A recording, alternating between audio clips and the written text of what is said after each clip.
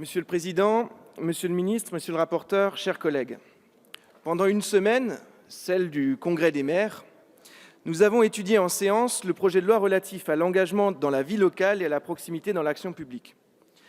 Avec Arnaud Viala, nous souhaitons souligner la qualité des échanges que nous avons eus tout au long de l'étude de ce texte.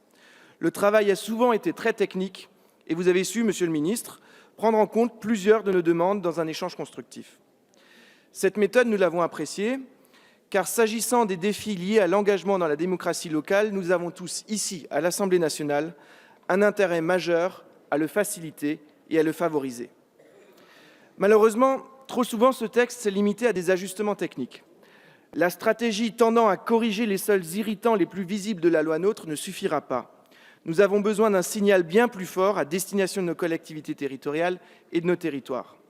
Nous avons besoin d'un acte de confiance majeur qui ne peut résulter que d'une rupture dans l'esprit de la décentralisation technocratique de la loi NOTRe.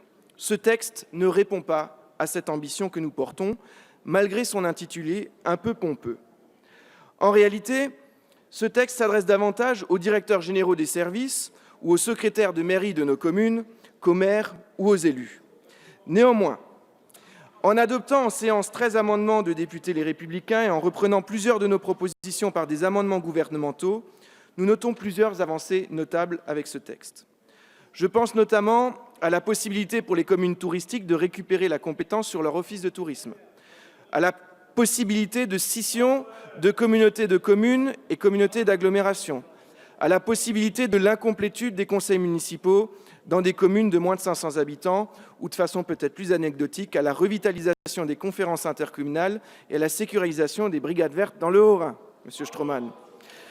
D'autres points relèvent également une incohérence dans votre message de liberté et de confiance à l'endroit des collectivités locales. Vous avez beaucoup renvoyé au futur texte dit 3D, rendant difficilement perceptible la réalité des choix qui figureront dans vos propositions. Vous n'allez pas au bout de la logique sur le transfert à la carte des compétences, segmentant un certain chapitre et rendant donc le tout difficilement compréhensible. Vous affirmez ne pas vouloir de contraintes supplémentaires pour les maires et pour les collectivités et en même temps créer une conférence obligatoire des maires qui leur fera, dans certains cas, des contraintes administratives lourdes. Vous changez la nature même de la délibération des collectivités territoriales en permettant les téléconférences pour la tenue des commissions permanentes des conseils départementaux et régionaux. Enfin, il y a pour nous des thèmes qui devront nécessairement trouver une autre issue à l'occasion de la commission mixte paritaire avec nos collègues sénateurs.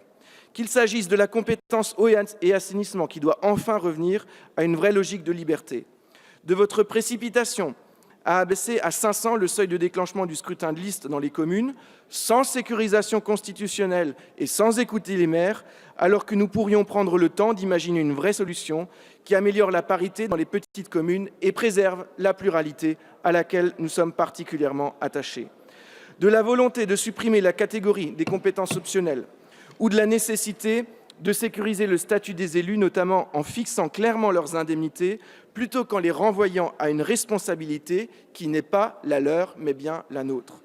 Monsieur le ministre, monsieur le rapporteur, avec mon collègue Arnaud Viala, nous avons néanmoins apprécié la façon dont nous avons pu travailler sur ce texte et l'améliorer, notamment entre la Commission et la séance publique.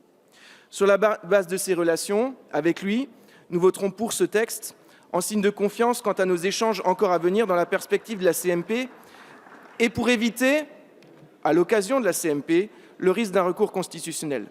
Mais la confiance en laquelle nous croyons pour avoir travaillé le texte n'est pas un sentiment simple à obtenir et certains des points que j'ai listés sont des lignes dures de fracture entre nos conceptions, celle du groupe Les Républicains et la vôtre de la démocratie locale.